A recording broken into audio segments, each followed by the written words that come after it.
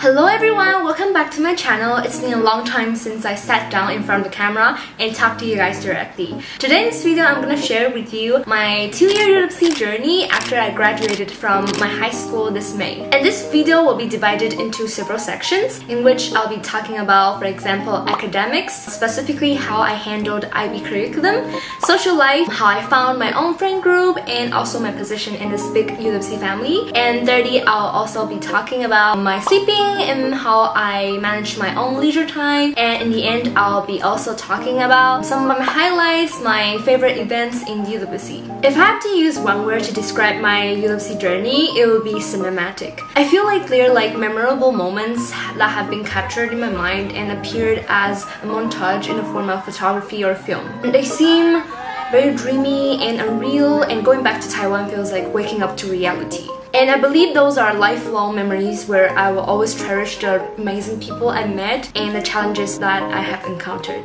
Speaking of academics, I believe I have developed essential self-study skills that have proven to be invaluable. With the numerous courses I was taking, not every teacher could cater to my needs and expectations. Therefore, I had to take care of my learning and found materials and resources outside the classroom to enrich the knowledge that I have gained in the classroom. I think there are 3 things that I have done pretty well that have helped me to navigate through IB learning. The first one is time management. It sounds super cliche but important at the same time. As always, for people who have watched my YouTube videos, you probably know that I have a very regular routine so I could retain my self-discipline all the time. I would do to-do list every day, every morning, and I always stay ahead of the schedules and the deadlines, so I rarely missed out any of them. I think the thing that you have to understand is that don't put up until tomorrow what you can do today. I have never pulled an all-nighter, and I have never experienced breakdown when I was studying like the one I had in Taiwan before when I was studying IGCSE in my middle school. And the second thing is about taking challenges within your capability, in which I always did something harder that allowed me to push myself to the limit.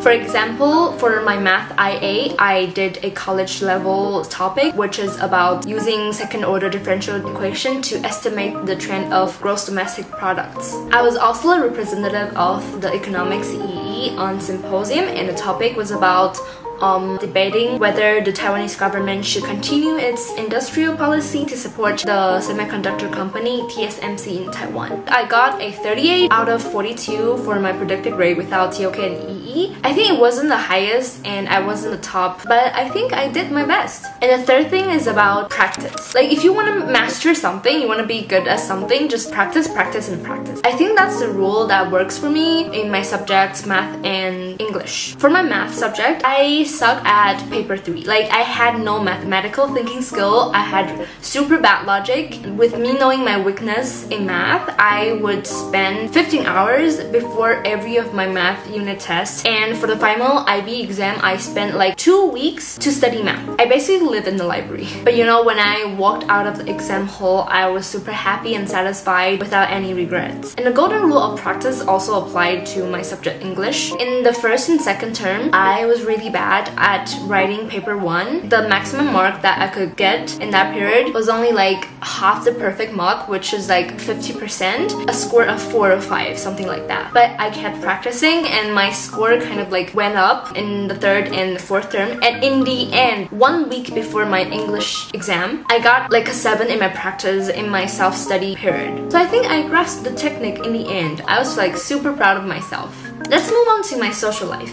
The friends I had in UWC really feels like my real family members because we all lived and studied together and they were always there. It was really difficult not to notice somebody's changing mood, which means that people cared about you. That was the reason why I bursted into tears on the bus to the airport the next day after I graduated, because I feel like I will lose them forever. Like, it hit extremely hard when I realized on the bus that I wouldn't be able to meet some of them in my future anymore. And that just so sad to me. I found my true friend group in the second term through classes. My friends always share like common values with me, like dance, theater. My MBTI is ENFJ, a protagonist, so I sometimes enjoy spending time with myself alone. So I don't usually go to party or drink, and my friends are always there for like mentor and emotional support. They're not only friends, they're also your collaborators, your partners, your best teammates in every dance and theater performance, and you can always go to them when you have questions on your courses or your assignments. So I feel like the bond appeared to be stronger than I have expected, and I really love the time we spent together, particularly the Friday night, because we always watched horror movies and we screamed and cried together, and that just felt really warm. Yeah, I believe I had a very healthy relationship with all my friends. I really appreciate the friend group that I had. And then one thing I must mention is my roommate. They are amazing. Like, they are perfect. They are the thing that made the whole UWC journey complete and perfect. And I have to show you this. This is the sketch that my roommate Caitlin did, and then she was like a art talent, and you know, like by looking at this drawing you could see how close we are. Like, we're like real families, and like let me tell you how special we were in the school. Every morning I was a like personal alarm. I woke everybody up in my room, like except for Anna because like she slept a bit more. We were always the first group who arrived in the cafeteria. Always the first group. Like, imagine that at 7 o'clock that everybody was there eating breakfast. That was our breakfast tradition. And then we would engage in like very interesting conversation based on like very weird and dramatic hypothetical questions. Like, we just like debate in the breakfast table, and we really enjoyed that. We also had our own room dinner in the first week of every month. Like, although we were like kind of busy because like Anna and Caitlin, they were like firsties, Jelik and I were graduating, so we tried to like spend more time with each other to like, you know, catch up. And we also share like very similar habits and routines. I think the reason why we got along with each other were we set the room rule and clarify our boundaries in the very beginning. While there were always temptations to engage in dramatic and crazy stuff, I chose to surround myself with people who spread positive energy and also supported you with guidance and love. And these friends have been a constant source of support and comfort, and I really appreciate their unwavering support through my UWC high school journey.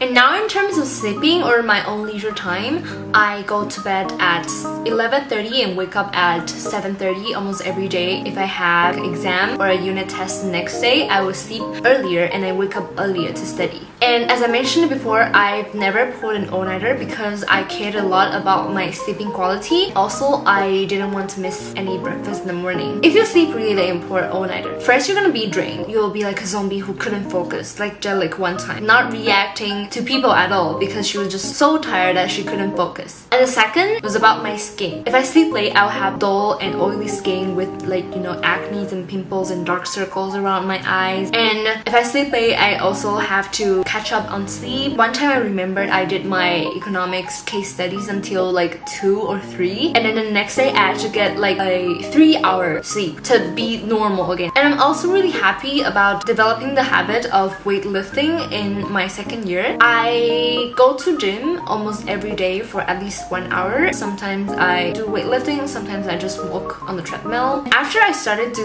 weightlifting, I got more muscles while losing more fat, and I also began to pay more attention to the fat composition of my body instead of only looking at the number on the weight. And sometimes I also went to basketball or volleyball class, and I also did like K-pop dances with my roommates and my friend, and I also learned hip-hop and jazz by myself. If you decided to go to UWC or like start a new life in a new environment, exercises will absolutely help you to be more positive and to be more energetic. Like, exercise wakes you up. And now I'll be talking about highlights of my UWC. There are two things. One is the outdoor activity. If you come to Armenia, you should check out the Armenians' natural beauty and the spectacular view of the mountains. Mountains here are very different from Taiwan because they're like endless extension of barren lands, barely like lower ones. But it was like super amazing. I did a lot of outdoor activities, for example SUP, caving and hiking, and one of the activities that I remembered the most was the caving trip. It was like a survival test in the wild. We even went into a cave where there was once a bear hibernating inside,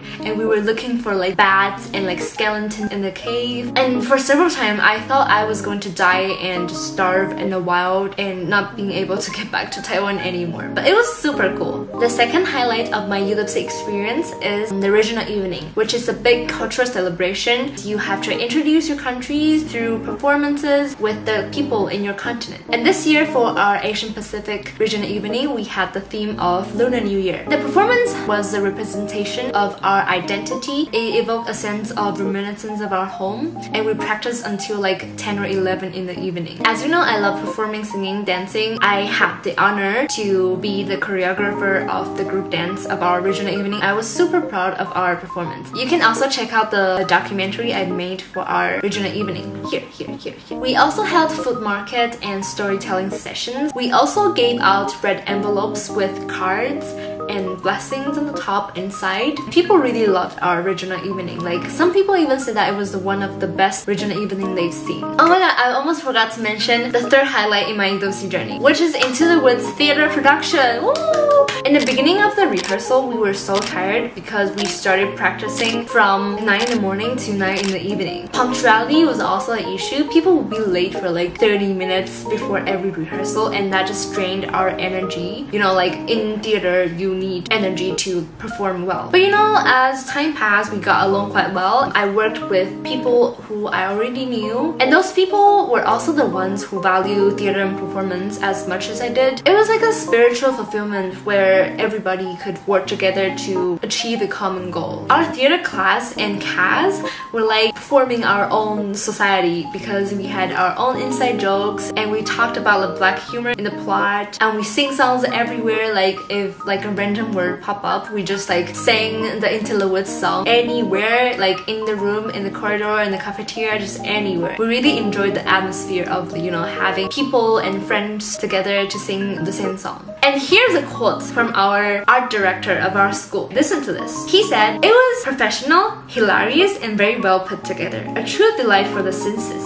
This was a great example of the three arts coming together: theater, music, and visual arts. Like, it was such a good, like, great compliment that we received from the art director in our school. Like, that was like so shocking to us. It was the only time we received such a big appraisal by somebody, and somebody, you know, in the school from art studio or from art department, I'm sorry. So it was like super surprising to us. We were so grateful for that. All in all, I am very grateful for the people I have met along the journey, and everything I have experienced have shaped me into a more determined and open-minded person who is ready to tackle whatever the future holds. I am super proud of my growth and super excited to continue to learn and develop in the years to come, and embarking on a brand new journey in the University of Southern California. Alright, this is the end of the video, and I hope you enjoy. In the future, I'll be posting more videos about maybe university application, and also stay tuned for my whole new series of uni vlogs. See you!